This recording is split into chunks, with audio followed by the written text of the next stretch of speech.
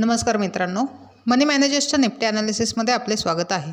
आज Nifty gap down open झाली 22,353ला आणि क्विक अपसाइड स्ट्रॉंग मूवमेंट दिली डायरेक्ट 22,500ला आणि 22,577चा हाय देऊन नंतर रिव्हर्स होत 22,450पर्यंत आली। त्यानंतर 22,540 ते 22,440 या रेंजमध्येच मूव करत 22,515ला क्लोज झाली। आता 30 मिनिट टाइम फ्रेममध्ये बघितले तर 22,750 रेजिस्टन्स असून 22,300 हा स्ट्रॉंग सपोर्ट आहे। जर 22,580 ब्रेक झाले आणि निफ्टी सस्टेन राहिली तर 22,680 पहिले टार्गेट आणि 22,750 हे दुसरे टार्गेट हिट होऊ शकते। तसेच जर 22,420 खाली ब्रेक झाले तर निफ्टी पुन्हा 22,300पर्यंत जाण्याची शक्यता आहे।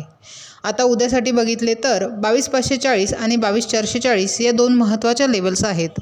जर 22,540 ब्रेक झाले तर पहिले टार्गेट 22,580 आणि दुसरे टार्गेट 22,680 होऊ शकते। तसेच 22,440 खाली ब्रेक झाले तर निफ्टी 22,350पर्यंत जाण्याची शक्यता आहे। ओव्हरऑल निफ्टी डेली टाइम फ्रेममध्ये बघितले तर साइडवेज मूवमेंटमध्ये मूव करत आहे।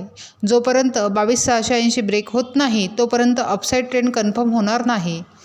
तसेच 22,300 ही एक महत्त्वाची लेवल आहे, ती जर ब्रेक झाली तर निफ्टी पुन्हा फॉल करू शकते आणि 21,960 हा स्ट्रॉंग सपोर्ट आहे। साइडवेज ट्रेंड असल्याने ट्रेड करताना काळजीपूर्वक करावा। अशाच निफ्टीच्या ॲनालिसिससाठी चॅनल सबस्क्राईब करा, तसेच व्हिडिओ लाईक आणि शेअर करा।